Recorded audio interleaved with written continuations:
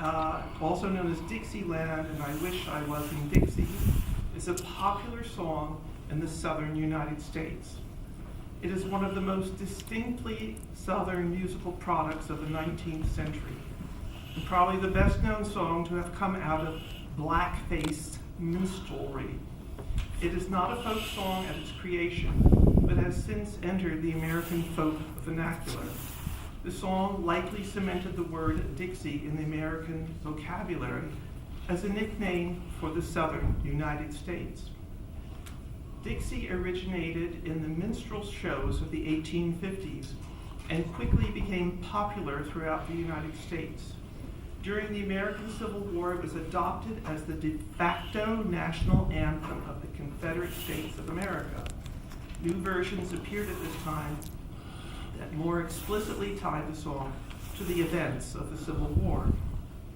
It was composed and performed by Dan Emmett, a white native of Ohio, in 1859, when he was a member of Bryant's minstrels troupe in New York City. The troupe played to the white audience with white men using burnt cork to portray darkies singing about the joys of the rural South. During the Civil Rights Movement and afterwards, Dixie often served as an anthem for the white Southerners and a reminder of slavery and racism for African Americans.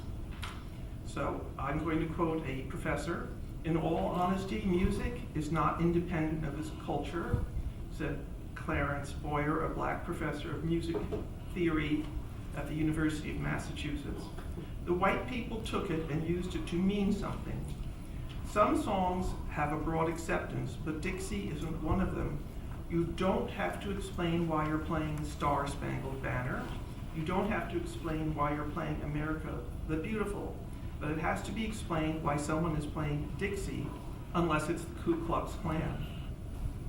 Blackface minstrelsy is not a flattering representation, taking place against the backdrop of a society that systematically mistreated and dehumanized black people.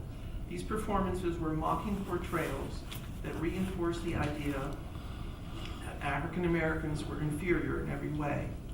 Now, I have no reason to believe the man who runs the ice cream truck means this as a statement of his belief.